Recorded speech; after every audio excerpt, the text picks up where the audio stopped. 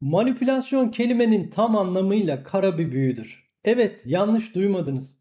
Bir insana yapılan karanlık bir büyü. Manipülasyona uğrayan insanın gözlerindeki ifade hiç değişmez. Kendisine büyü yapılmış, iradesi elinden alınmış, zihni sislenmiş ve hayatının tüm kontrolünü elinden kaybetmiş bir insanın çaresizliğini görürsünüz o gözlerde. Bilirsiniz, eskiler büyü kavramını anlatırken şöyle derler. Öyle bir büyü yapılmış ki gözü hiçbir şeyi görmüyor. Doğruyla yanlışı ayırt edemiyor. Kendine zarar veren şeye pervanenin ateşe koştuğu gibi koşuyor. İşte usta manipülatörlerin bizlere yaptığı şey de tam olarak budur.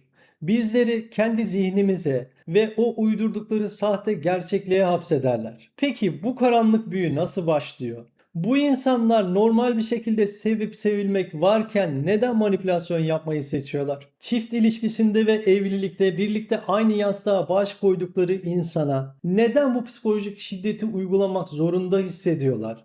Ve daha önemlisi de bu büyü nasıl bozulur? Bugün bunların hepsini konuşacağız. Hazırsanız çayınızı kahvenizi alın gelin başlıyoruz. Şimdi meşhur bir söz var. Hepimizin mutlaka sevdiğimiz insana söylemişliği vardır bunu.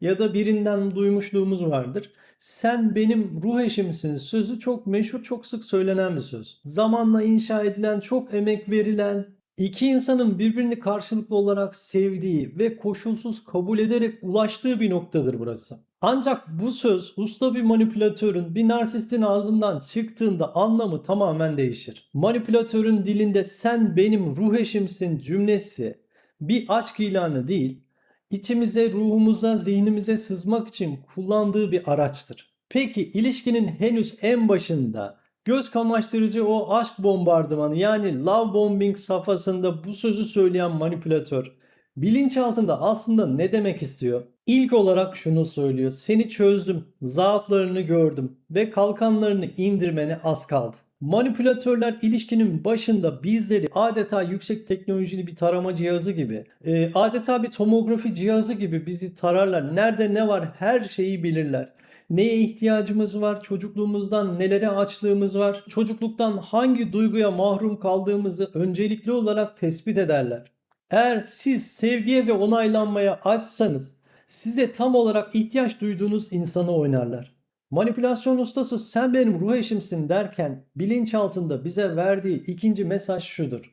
Beni sorgulama. Sen de kader bizi bir araya getirmiş gibi yap ki hedefime kolayca ulaşayım. Bir insanı ruh eşi mertebesine çıkardığınızda sorgulamazsınız, size yaptığı yanlışları görmezden gelirsiniz. Mantığınız ve eleştirel düşünme kapasiteniz devre dışı kalır. İlişkide büyük sorunlar ve ciddi sınır ihlalleri belirmeye başladığında mantığınız size burada bir yanlışlık var, bana bir saygısızlık yapıyor der. Ama bilinçaltınızdaki ruh eşi illüzyonu hemen devreye girer. Ama o benim ruh eşim. Ruh eşleri arasında böyle krizler olur, böyle sorunlar olur.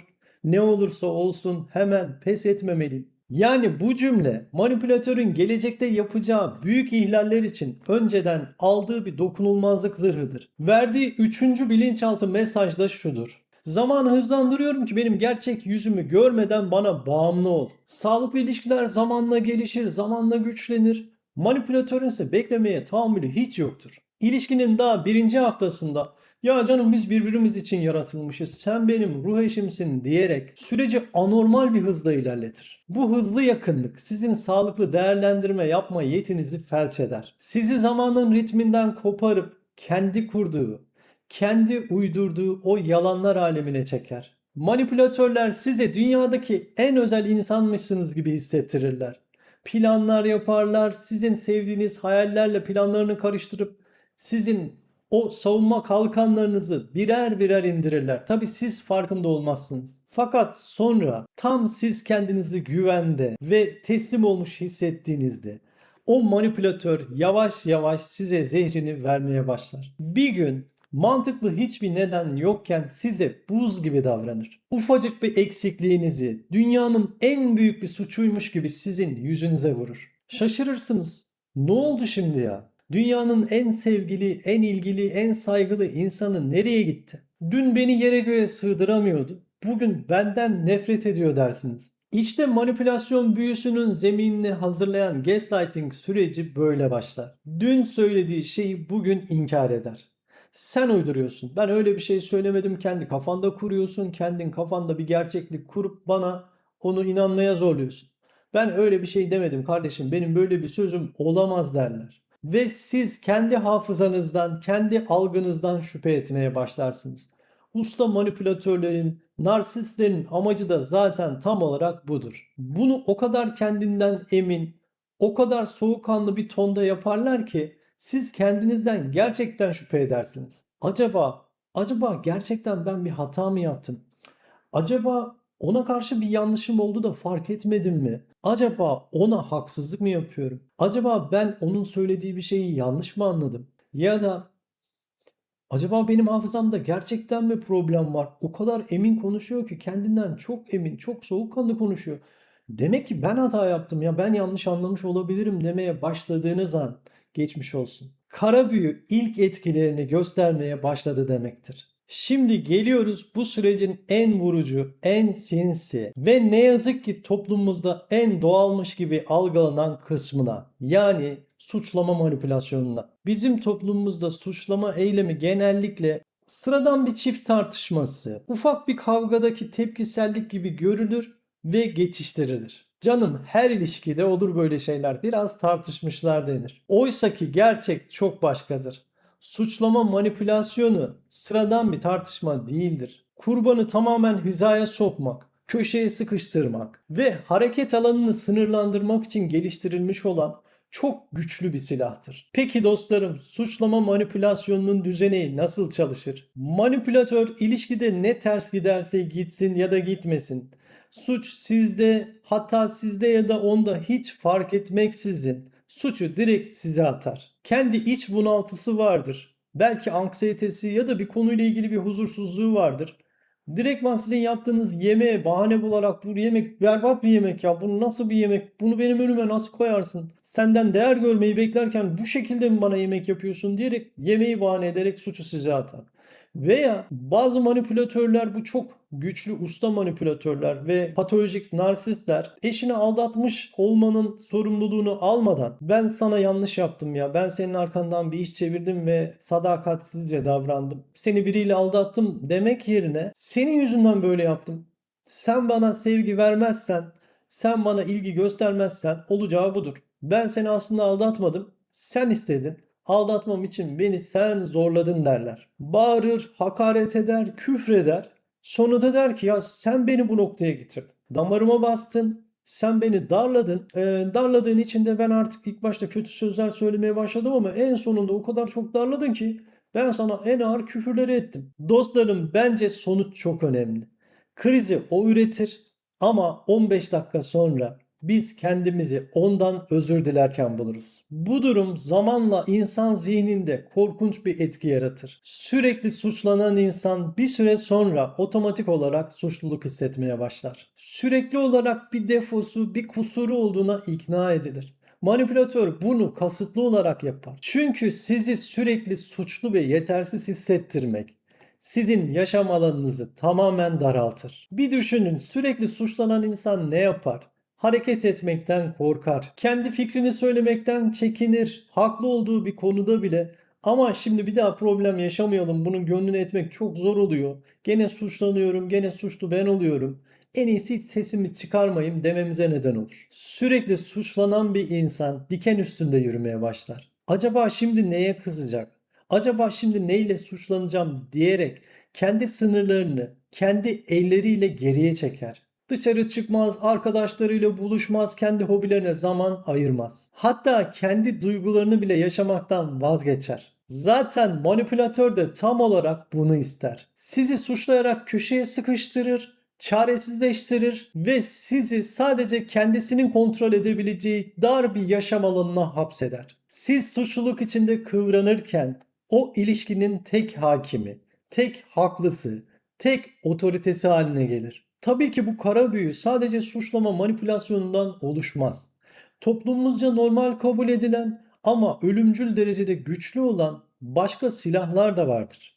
Yani başka manipülasyonlar. Bunlara da kısa kısa değinelim. Bunlardan bir tanesi sessiz ceza yani silent treatment'tır. Manipülatör ya da narsist bir isteğini alamamıştır ve sizi cezalandırmaya başlar. Nasıl? Susarak. Bir gün susar, 2 gün susar, 3 gün susar, bir hafta susar, haftalarca susar. Bazen bunların susmaları aylar sürer. Yüzünüze bakmaz, mesajınıza cevap vermez, telefonla ararsınız açmaz. Eve gidersiniz, evde yokmuşsunuz gibi davranır. Bizim toplumumuzda bu naz yapmak, trip yapmak gibi hafifletilerek anlatılır. Oysa burada yapılan duygusal bir işkencedir. Bir insan için yok sayılmak, insan beyninde fiziksel acıyla aynı beyin bölgesini uyarır. Manipülatör sizi varlığıyla değil, yokluğuyla ve sessizliğiyle dize getirir. Sessizlik artık çıldırtıcı bir hal aldığı için siz haklı olduğunuz halde durum düzelsin, artık ağzımızın tadı yerine gelsin diye gider ondan özür dilersiniz. Manipülasyonu bir kara büyüye çeviren bir diğer taktik de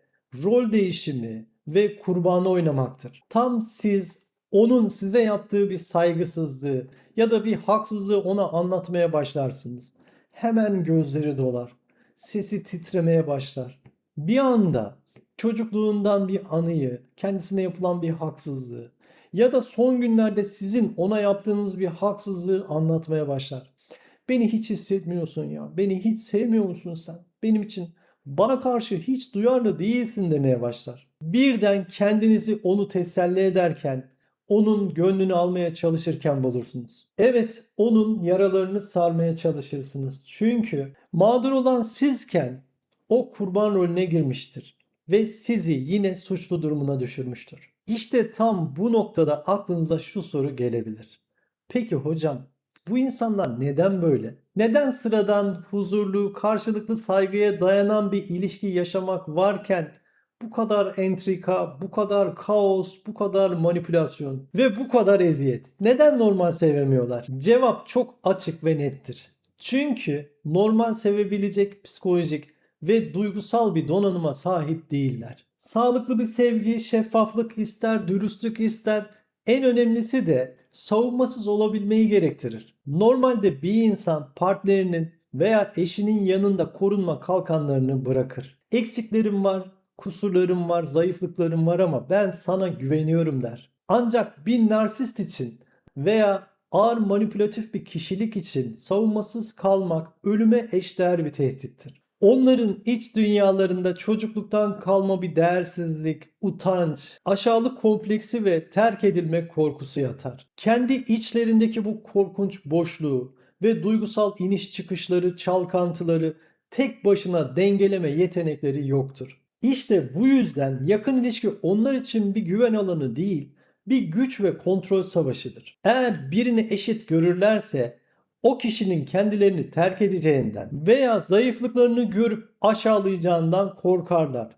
Bu yüzden bir insanla güvenli bir bağlanma yaşayıp onu sevmek yerine onu manipülasyonla bağımlı kılmayı, suçlayarak küçültmeyi ve kontrol etmeyi seçerler. Sevgili dostlarım, 24 yıllık meslek hayatımda beni çok yaralayan ve defalarca şahit olduğum çok acı bir tablo var. Böylesine ağır, sistemli ve yoğun bir manipülasyona sadece bir yıl maruz kalmış insanlar, eski zihinsel ve ruhsal dengelerini yeniden kazanabilmek için 2 yıl psikiyatrik tedavi görmek zorunda kalıyorlar. Peki neden? İnsanlar bazen bu insanlara bakıp ya alt tarafı bir ilişki bitti, neden bu kadar abartıyorsun derler. Dostlarım, manipülasyon insan zihnini neden bu kadar dağıtır? Çünkü manipülasyon sinir sistemimizi darmadağın eder. İnsan sinir sistemi güvende hissetmek üzere tasarlanmıştır. Ancak siz 24 saatinizi dışlandığınız, suçlandığınız, değersizleştirildiğiniz ve diken üstünde hissettiğiniz bir ilişkide geçirdiğinizde, her an bir ceza gelebileceği korkusuyla bir süre yaşadığınızda, beyninizin alarm merkezi olan amigdala 7/24 tehlike sinyali verir. Bedeniniz aralıksız bir şekilde kortizol ve adrenalin salgılar. Gözünüzün önünde gerçekliğiniz darmadağın edilir. Sizin doğru bildiğiniz her şeyden şüphe etmeniz sağlanır. Kim olduğunuzu, neyi sevdiğinizi unutursunuz. Özgüveninizi, öz saygınızı ve en önemlisi de kendi algınıza olan güveninizi kaybedersiniz. Usta bir manipülatör bir yıllık ilişkide yaptığı manipülasyonlarla karşısındaki insanın gerçeklik algısını darmadağın eder. Dostlarım, işte bu yüzden manipülatörden ayrılık süreci basit bir ayrılık acısı değil, çok daha travmatik ve toparlanmanın çok zor olduğu bir süreçtir. Son olarak sizlere söylemek istediğim çok önemli bir şey var. Bu kara büyü, evet, çok sinsi, çok yıkıcı, çok güçlüdür. İnsanın yıllarını çalar, gençliğini alır, sağlığını bozar. Ama asla ve asla bozulmaz değildir. Bu büyüyü bozmanın ilk adımı uyanış ve radikal kabullenmedir. O insanın bir gün değişeceği, sizin onu sevginizle veya sabrınızla iyileştirebileceğiniz yönündeki o gerçek dışı umudu bırakmanız gerekiyor. O insanın sizin sevginize değil, profesyonel tıbbi tedaviye ihtiyacı var ve muhtemelen bunu hiçbir zaman da kabul etmeyecektir.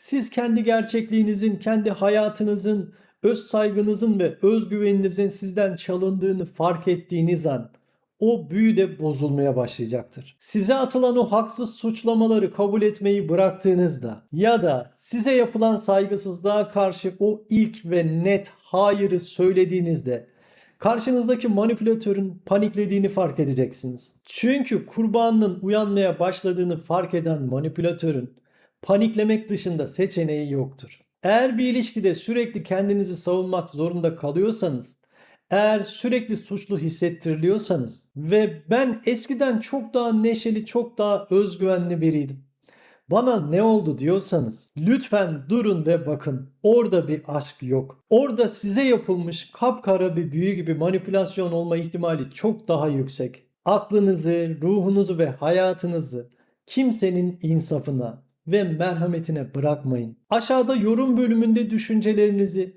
ve bu manipülasyona dair deneyimlerinizi paylaşın. Hep birlikte sohbet edelim. Şimdi söz sırası sizde dostlarım.